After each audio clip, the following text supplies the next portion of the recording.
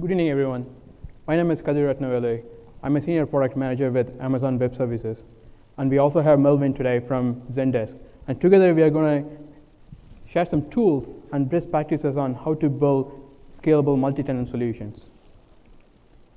Today, I'm going to share with you the tools and the features that you can use to build multi-tenant solution. And in particular, we are going to look at a feature called Reputation Dashboard, which will help you monitor and enforce compliance on an individual account level. And Melvin is going to talk about ZENDESK journey on how the problems they had and how they are using Amazon SES to solve those use cases and the problems. Before we start, I want to talk to you guys about the challenges with emails sending in general. Every day, around 85% of emails that get generated in the world are spam. So inbox providers like Gmail and Hotmail, they have built sophisticated anti-spam solutions to block those emails getting to their end recipients. And to do that, they look at multiple signals, and the email address, the email IP address that is sending the email, and the domain that is sending the email are one of the important ones. And also some sophisticated inbox providers start to look at the engagement of those emails as well. Some email that might land in the inbox for me might land in the junk because of my engagement to that email. So it's a really complex, and the reputation is really important, both as a sender and the IP that is sending it. And to know whether your customers are engaging with those emails, you need to look at their complaint, whether they think your email is still valid for them, whether they enjoy the content. And building that compliant feedback loop is really complex. You need to build it with each and every ISP, the mailbox providers, and then you had to process them. And it's an undifferentiated heavy lifting that's taking you away from your business and taking you away from the features that you could build for your customers. And that's where Amazon SES comes in. And in a multi-tenant environment, it's exponentially complex. When I say multi-tenant, it could be unique businesses. The companies like ZENDESK, where they enable businesses to send emails on behalf of their customers. And also internal teams, like if you have a marketing team or a different marketing programs, they are tenants as well. And when you have those multi-tenants, that environment, it gets exponentially complex because the email, the reputation needs to be stronger for the emails to land in the inbox. But the maturity of the tenants varies. Do they have a good list? Do they scrub? Some tenants might proactively scrub their list, might proactively take out the unengaged senders and send emails to only highly engaged customers.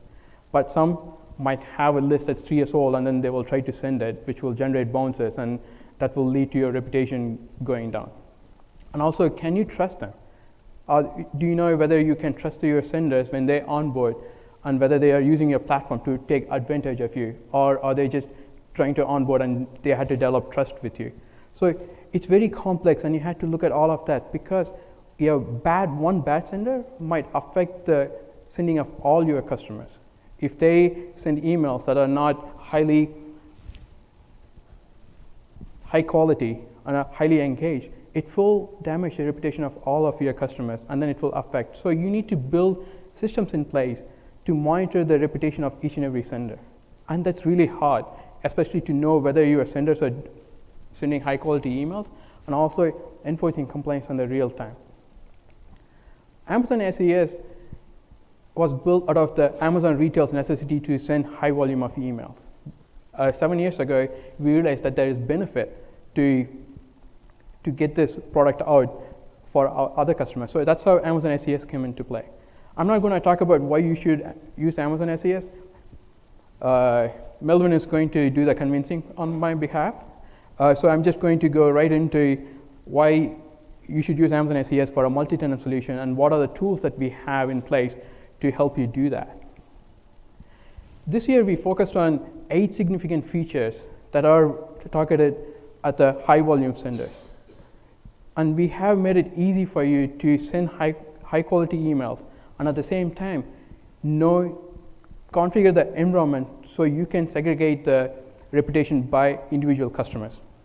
And we will go into detail on each and every one of them. Configuration set. Configuration set is a very important construct for Amazon SES. Everything we have built and we are going to build will be based on configuration set. In a nutshell, on a very high level, configuration set, think of it as a group of settings. For example, if you want to track open and clicks, you create a configuration set and enable open and clicks, and then all the emails that you send by just mentioning the configuration set name will have the open and clicks enabled. So it's like a settings template. And we are using that, and we have built this so you can provide a customized experience for each and every one of your customers. Take, for example, let's use a enterprise use case. They send marketing emails, they send transactional emails, and they will also send the lifecycle emails, right? So you want the transaction emails to reach your customers. They are the order updates, the password resets, and the lifecycle emails are the abandoned cart emails, those kind of emails, and then your marketing emails. So you might want to configure different settings for them. You might want to track open and clicks for your marketing email, but you don't want to track that, for example, if you don't want to. So you create 2 different configuration sets, and when you send the emails out, you apply that configuration set to those emails, and then you will get those. Your marketing emails will have open and clicks enabled, your transaction emails might not. And you can add more things to your configuration sets. For example, you can add open and clicks. You can also customize the domain. The white label, override the white label of your open and clicks tracking. So with configuration set, you can define your sender's settings, and you can have it by individual customers. With that, what you can do is you are building a settings for your emails, your customers using your emails individually. And we also added Amazon SNS as a channel as well. And you can also specify the IP that is going to send that email. By IP, I meant dedicated IPs. By default, when you start using Amazon SES, you will use the shared IPs. With the shared IPs, the reputation is combined. All your customers will have the same, will use the same IP, and the reputation and the quality of the sending might affect your reputation as well. So if you want to isolate your reputation, you should use dedicated IPs. By using dedicated IPs, you are isolating your reputation to just your emails. And when you have multiple IPs, and in a big multi-tenant architecture, you can group them together by creating groups, and you can specify which email should use that particular set of IPs. Say, for example, you might want to have all your marketing emails go through one set of IP, and rest of the transactional and all of the emails might go through different IP. You are segregating the reputation of each and everything. And in a multi-tenant architecture, you can also use that. Say, for example, you might have new users who just onboarded or very early in the life cycle, and you might want to have them on a low reputation tier. And you can build, using this feature, you can build very sophisticated reputation within your own set of IP groups. And you can also do that by customers sending small quality emails or high volume of emails. You can segregate them in various ways. And how to use it is by using configuration set. You create a dedicated IP pool, you name it, you add IPs to it, and then you add it to a configuration set. So whenever you're sending emails, you just nominate that configuration set, and that IP, the group of IP that you nominate, will be the ones that will be used to send those email address, the emails. I cringe when I say hidden feature. As a product manager, everything should be self-explanatory, but it's one of the benefit. A nice tip is that using the same account with configuration set, you can use both dedicated IPs and also shared IPs. So you might want to take advantage of that. If you have a sending spike, you might want to use the shared IPs, which are already warmed up in terms of reputation, and then you'll be able to send high quality emails through that. So now that you have configured your email environment and isolated the reputation, we added a couple of features this year that will help you send high volume of emails. We enabled a way for you to store email templates with variables, and at the time of sending, you'll be able to pass in a value, and that's personalizing the emails on the send time. And you can also, we also created 2 different emails, and using the send bulk templated email, you can send up to 50 unique emails. Previously, before this feature, you can send 1 email at a time, personalized email. So now that we have configured the environment, we started sending. That's where the reputation comes into play. How you monitor the reputation. Amazon SES, we enforce probation and suspension if some of the key attributes to your account goes out. And 2 prominent ones are bounces and complaints rate. If your bounce and complaint rate go up a certain threshold, we will suspend your account, suspend your sending, or put you in probation and give you time to heal. Or if we see excessive bounces, we might suspend it, and then we might ask you to give further explanation. We never expose that information. And in August, we launched this feature called Reputation Dashboard that started exposing that. Every 15 minutes, we calculate your reputation, and then we started exposing that on your SES console. So with this feature, you know how good your sending is, and you can use it to improve your sending. But that's only works on a high-level account, right? But not individual customers or tenants. So we extended this feature to get this metrics by a configuration set. We launched this feature a couple of weeks ago, where you'll be able to track these bounces and complaints by a configuration set. And we also, at the same time, we also launched a feature called pause. So you can call the pause API, and then you'll be able to pause the email. So using these, you can individually monitor your customer.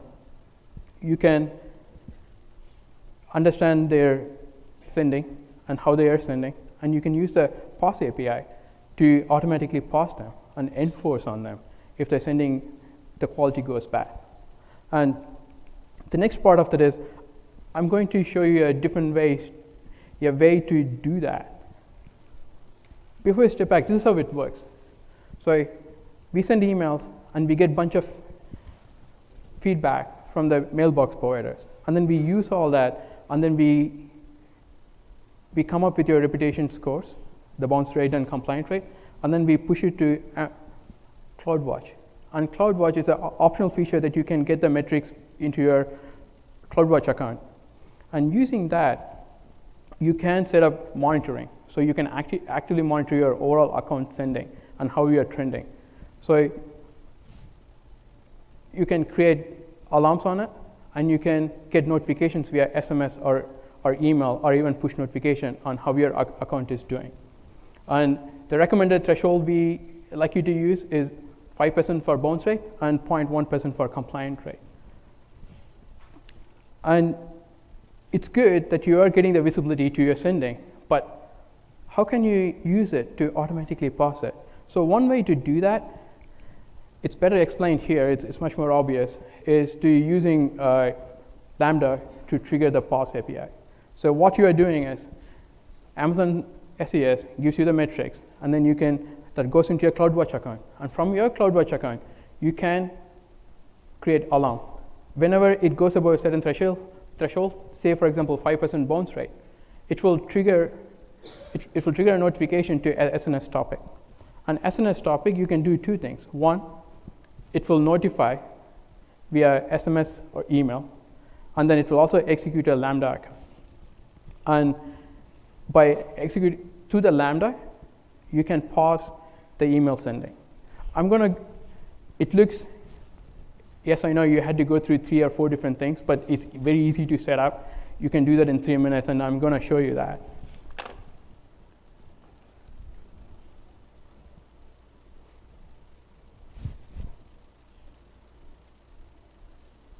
To avoid the demo curse, and also to have one of my colleagues in Spirit, we made a video. You can use the Amazon SES API to pause email sending across your entire account or for specific configuration sets. By combining this capability with Amazon CloudWatch, Amazon SNS, and AWS Lambda, you can create a solution that automatically pauses your email sending when your reputation metrics exceed certain thresholds that you define. In this example, we'll create a Lambda function that pauses email sending across an entire account when the bounce rate exceeds 5%. The first step is to create a Lambda function. In Lambda, you'll find a blueprint that makes it easy to get started. The Amazon SES Developer Guide also includes an example Lambda function if you'd prefer to create the function yourself.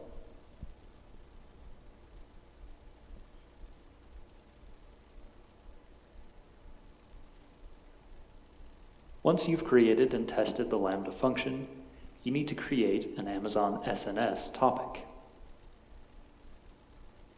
Next, create a subscription to that topic that refers to the Lambda function you just created.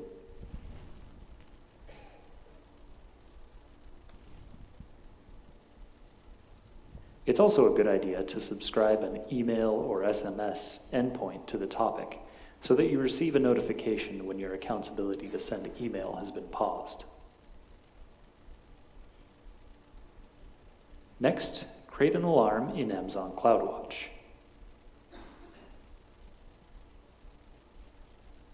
Choose the metric you want to alarm on.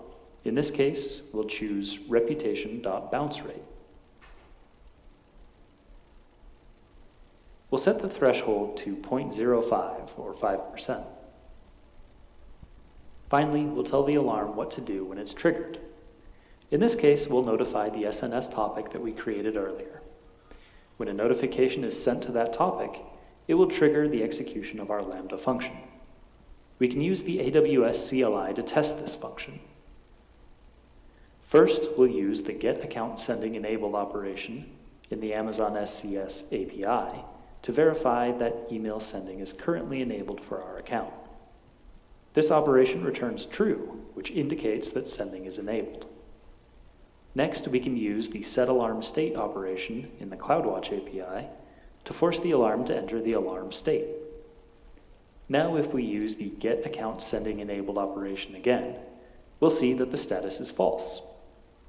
If we try to send an email, we see a message stating that email sending is currently disabled.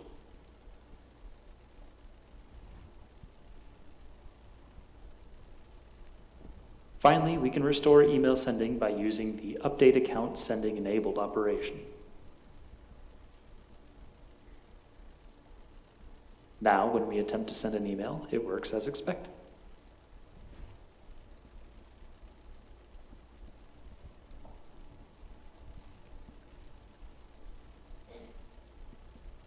So it's pretty easy to create alarm, and then you can pause and unpause your emails.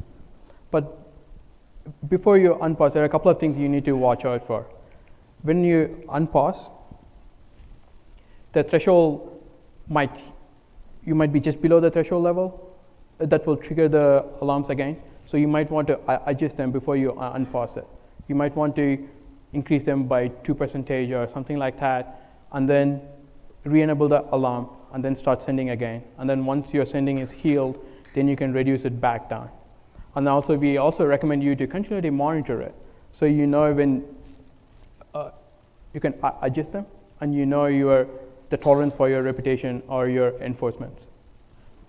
This works on an account level, but doing that on a per individual account level or your customer level is pretty much the same. What we will do, all you had to do is use a configuration set. Whenever you send an email with that configuration set, the reputation metrics, the bounce and the complaint rate will have the configuration set's name in that dimension as one of the dimensions.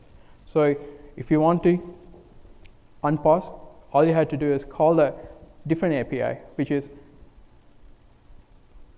configuration set unpause status, and then you pass in the configuration name, and then you say whether it's true or false, and then that will pause just that email sending for all of the emails using that configuration set, while rest of your accounts using a different configuration set or not using configuration set will still be able to send emails out.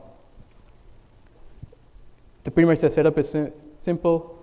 When you're sending emails, use a configuration set, and then we will provide the sending metric with that configuration set, and the same setup as we previously discussed, but all you have to do is use the update account sending enable and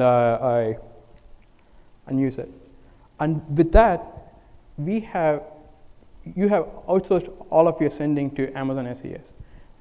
We are giving you the visibility to your sending, to your customer sending, and then we are also giving you how they are using it to track it, and how they're when the sending deteriorates, we will also give you the tools to pause your sending. And with all this stuff, ZENDESK has built a solution that Melvin is going to talk about, and then he's going to tell you their use cases, the problem they have solved, and how they are using the tools that we saw today.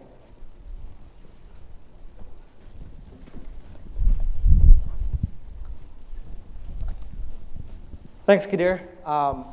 As Kadir mentioned, I'm going to be talking about ZENDESK's journey with using SES. And quick introduction. My name is Melvin Ram. I am the dev lead on the team that basically works on all of the email-related systems at ZENDESK. All the incoming emails, all the outgoing emails are handled by the systems that my team works on.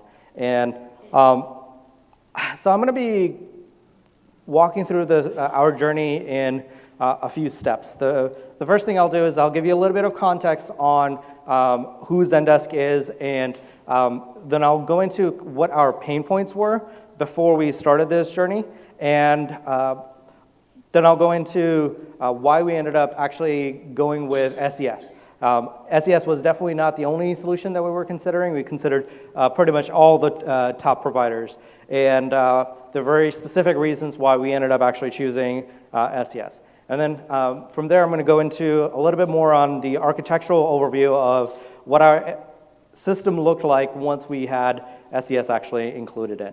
And so I'm hoping to kind of cover some stuff that you guys might be facing, some problems that you guys might be facing, and kind of go over why SES was a good fit for us, and some of the interesting things that we had to do to kind of get it integrated into our systems. So getting started, ZENDESK, what is ZENDESK? So ZENDESK is a platform for serving your customers throughout their journey in dealing with your company. And our most popular channel for providing support to customers through their journey is using email. So email was really important. And our main product, so ZENDESK started as a one product company called ZENDESK, and then we've evolved into multiple products. And today our main product still remains to be support. So support is a system where your customers can ask for help in a number of different ways, Twitter, email, etc. And you can provide personalized help in a way that will build a lasting relationship. So, as I mentioned, there's a number of different channels that your customers ask for help on ZENDESK support. The most important or the most popular channel happens to be email, but we support like API is a really key one, the social media channels, and so when I'm saying it's our most popular channel, that means that for our company, email is really critical. So we send and receive hundreds of millions of emails each month, and when there is a problem with sending emails, we consider that what we call a red alert event. It's basically where everything stops and we have to fix the problem immediately. Because when ZENDESK can't send emails, it basically means that we're causing disruption for thousands of companies. And so we take that really seriously. And the reason I'm bringing all of this up is that I wanted to kind of highlight, like, we treat email reliability incredibly seriously, and email infrastructure changes are not done on a whim. We do it very strategically, thoughtfully, and very cautiously. And so keep this in mind as we go through some of the problems that we were previously facing, and the actual way that we implemented SES to make it work well in our system. So, as I mentioned, we started this journey to solve some real problems. And before we dive into these real problems, I kind of need you guys to understand a little bit about our basic infrastructure. So ZENDESK systems are deployed on what we call pods. A pod is a configuration set. Basically, it defines here are the different types of systems that are going to be running in this pod. So you might have 4 inbound mail servers, 5 outbound servers, etc. It's just a configuration of different systems that always will be running inside a pod. So a pod is not a data center. A pod can fit into a data center. So they're in one data center, there might be multiple pods. So this part is important just for some context that will come a little later. All right. So now let's kind of dive into some of the problems that we were facing. So the first problem was that maintaining email infrastructure is expensive, and it's riddled with a lot of different dangers. And let's go through some of these. So when you're maintaining your own email infrastructure, you're always having to monitor blacklists and keep a number of IPs in reserve just in case there is a major blacklisting event that happens. And when there is a blacklisting event that happens, if there are repeat events that happen with the same IPs, there's a long schedule for actually getting them back off of the blacklist. And so this problem only gets worse with time. Next up is, for a number of our customers, we have contracts in place that require us to basically keep a copy of outgoing emails in place for both forensic and auditing purposes. And so this sounds trivial, like just keep a copy of it on some log server or like put it onto S3. But at the scale that we're working at, it actually ends up being quite a ordeal. And so this was a pain that we wanted to solve as well. And finally, we're a very fast-growing company. And so with that growth comes this need for extra capacity. And adding boxes in data centers is expensive, as pretty much everybody knows. And the turnaround time for doing so is actually slow. And it's slow relative to like adding boxes onto AWS, right? And so being able to send emails from data centers requires having more boxes if you need to send more emails over time. And so this was also a problem that we were facing. And as I mentioned, like we're a growing company, and what that means is our spikes are also growing. And so each new spike is actually larger than the previous spike. And so being able to handle these spikes without delays is like a real challenge. And delays are, as I mentioned earlier, like a very serious thing. So we can't have delays, but we can't like not we can't constantly be adding boxes as well. So that's like one of the main things that we were trying to solve. So reality number 2 was when you're maintaining your own email infrastructure, there's this danger of accidentally DDoSing yourself. And I know it sounds silly, but this is a real danger that will happen to you, especially as you get to larger scale. So here's a scenario that actually happened. So we send a lot of emails, as I mentioned, and we had a particular large ISP that essentially rate limited us. And so their way of rate limiting was to send a bounce email back saying, don't send us an email. So we would send an email to them, and they would say, don't send an email. And then we would send an email because there's millions of customers that are using them, and there's millions of those customers that are using companies that we serve. And so they don't know that we can't send emails to them at that point. So they're continuing to send us emails, and we're continuing to reply to them. And what ends up happening is for every email we're sending, we're getting one back. So on top of our normal email load, we're getting tons of bounced emails back. And so it's a real danger of basically when you have this sudden spike of a ton of emails coming all at once from one major provider.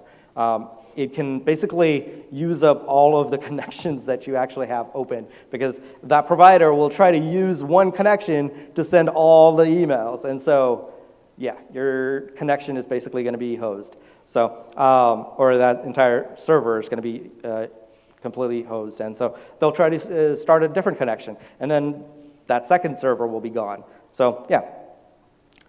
All right, reality number 3 was we at ZENDESK had started a transition to the cloud a couple of years back, or a few years back, and as part of that, we built out our first pod on AWS. And when we were doing that, we decided to defer learning how to send emails from an AWS pod. We tried to do it, but as soon as we tried to send emails from an EC2 instance, we quickly realized all the IPs totally suck, and we couldn't use it. So what we instead did was we relayed all of our emails coming out from pods that live on AWS to a data center pod, and had the data center pod actually send out the emails.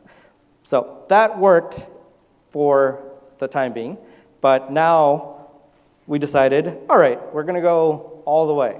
So, okay, no more data centers. What do we use to send out emails?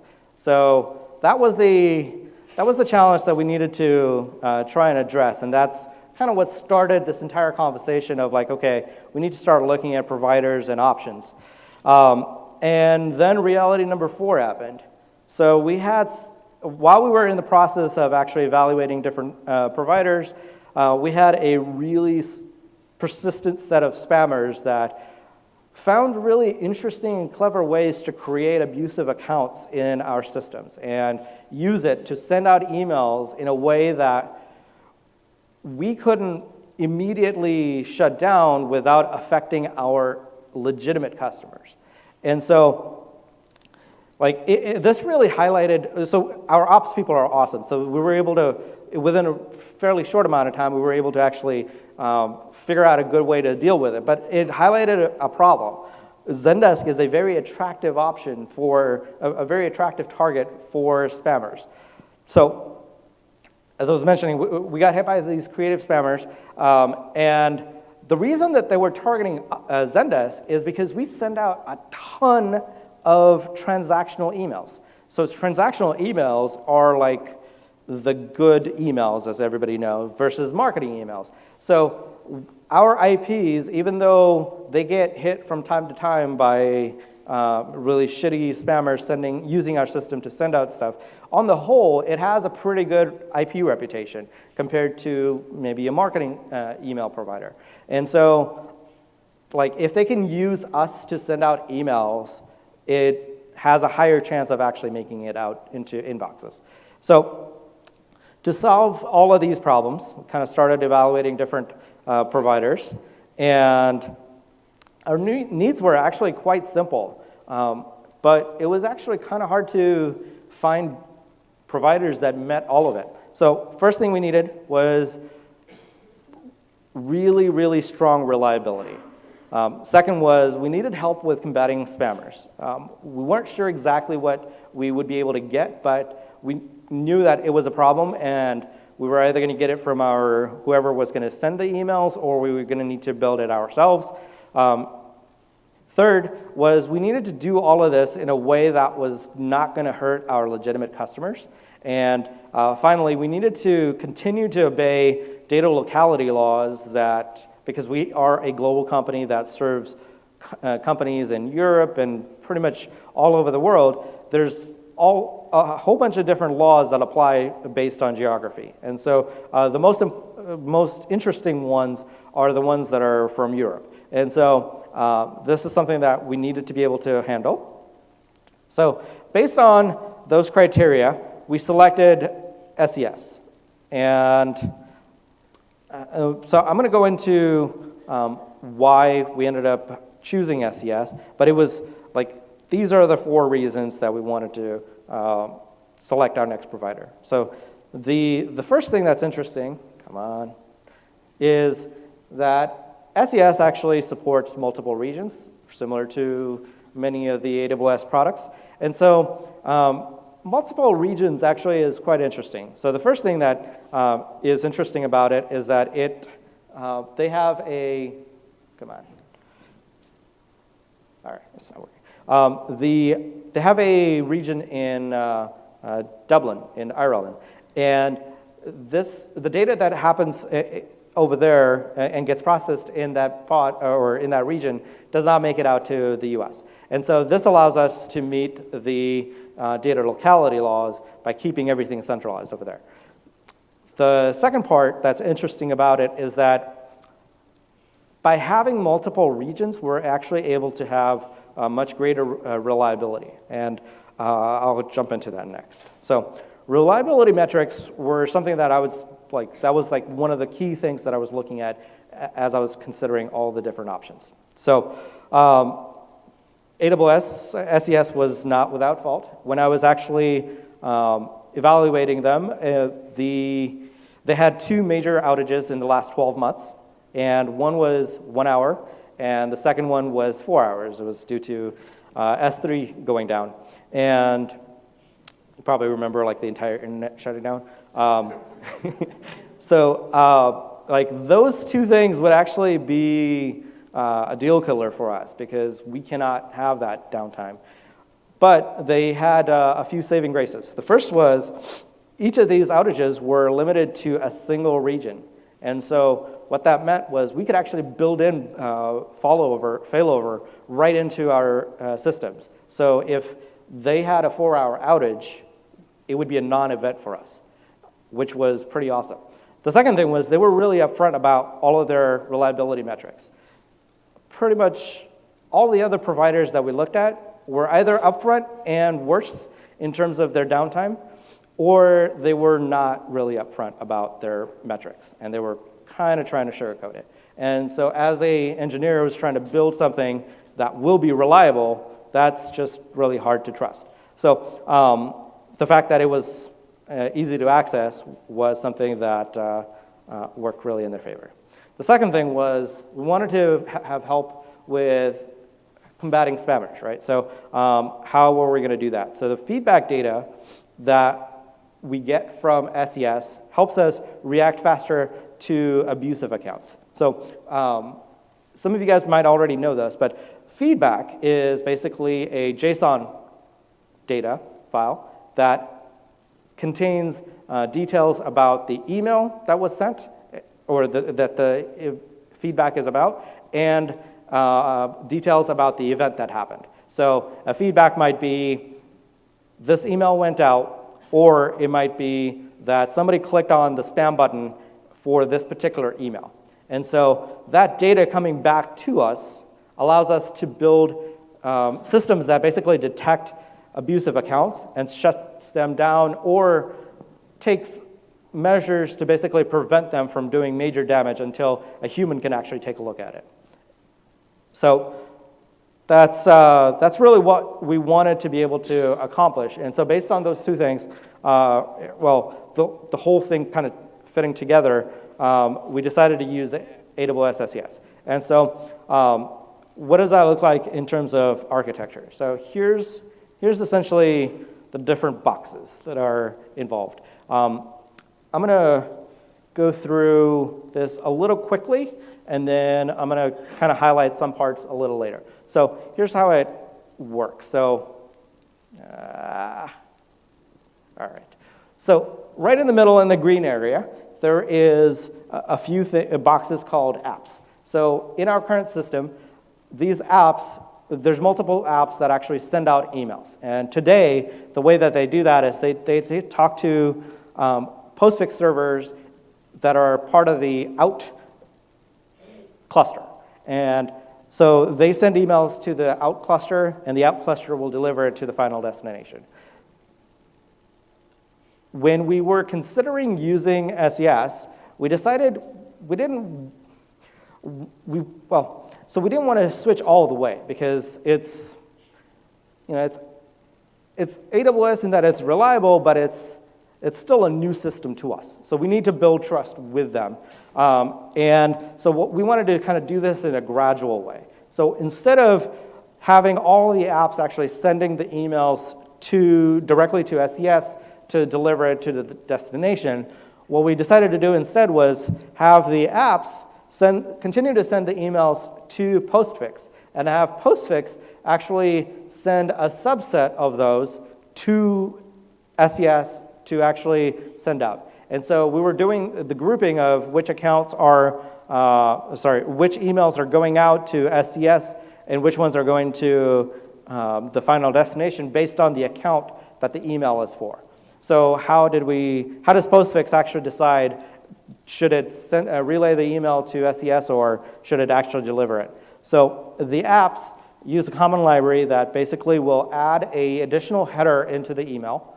The header will indicate which IP pool to actually utilize when sending this email. So if it doesn't have that header, that means send it using our normal internal infrastructure. So when Postfix gets it and that header is not present, it decides, all right, I'm going to go ahead and send it out to the final destination. But if it is present, it will look up the credential that's appropriate for it, and it will then relay the email to SES.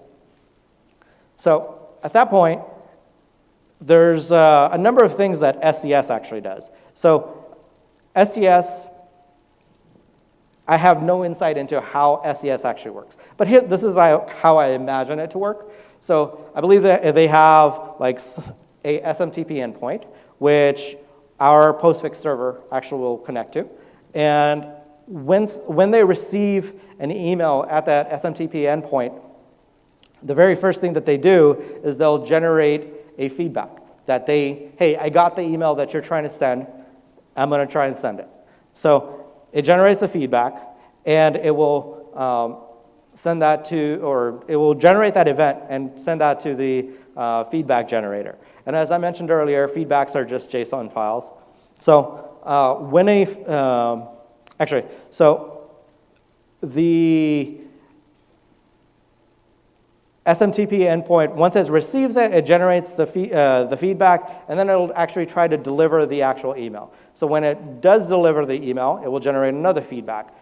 And so when all of these different feedbacks actually get generated, where do they go? So we have it configured to actually go to S3, and it does that using the Kinesis Firehose. So from SES, it goes into Firehose, and from Firehose into S3, and it's not really, it's boxes on a chart, but it's not really that complicated. It's just a few configurations in the system. So once the file lands inside S3, we have it invoke a Lambda function, and the Lambda function, what it does is it'll take the feedback JSON, and it'll actually just take the important parts that we actually will need in our abuse detection system, and it will basically create a new JSON file that is like the minified version of it, and then it'll stick it inside SQS. And so there's one per pod, and it will, so inside the pod, there is a system that will be basically reading from SQS, pulling the data in, and basically using that information to determine anomalies and trends based on a number of information that we are gathering from the feedback. So in a nutshell, that's kind of how it works for us. So a couple things to highlight. One is the routing of emails based on headers. So we have we're working on basically segmenting our customers based on trust levels. And so you can kind of think of that as any kind of segmentation that you're really wanting to do. And so by having these segmentations, we're now basically able to have a subset of emails actually go to SES versus using our normal path. And so basically it allows us to transition in a smooth manner rather than like having to go all in right up front. So I would highly recommend doing this because this actually simplifies quite a bit of headache in terms of planning. The second thing is the dedicated IP pools based on customer trust levels. So if you guys have, if you're a system that is sending emails on behalf of other people, you're going to want to group them in some way that makes sense. You don't want your customers who have just started a trial to affect a customer who's been with you for 10 years, because the customer that's been with you for 10 years has built up a history that indicates like they're not a spammer. So having different dedicated IP pools totally makes sense, because now you're isolating all that risk. So definitely recommend doing that. Final piece that I'll mention is, so DMARC is a system, basically a set of protocols that, or not protocols, it's a set of methodologies that allow a email system to determine what to do with the actual email, whether or not it actually passed authentication, and whether the system that sent the email is allowed to send the email. It uses SPF and DKIM, and getting it to pass with SES is not that difficult. Basically, you need to make sure that you have the right DNS setup for SPF. You need to make sure you have the right identities verified inside SES. And you need to make sure you have the right DNS configured for DKIM. And so if you have those main things set up properly, and their documentation does a good job of explaining how you do that, it should not be that difficult. So I want to kind of leave you guys with three last thoughts. The first is, like, SES has been a really good partner in figuring out a number of tricky parts to this. It became much more simpler after we kind of talked through a few things. The second thing is, like, email reputation really matters. So having the segmentation, there's nothing that I would recommend more.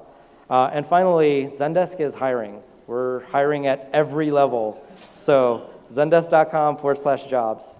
Go do that. Check it out. We're a great company. That's it. Kadir and I are going to be right here next to you guys for any questions. Come say hello. Thanks.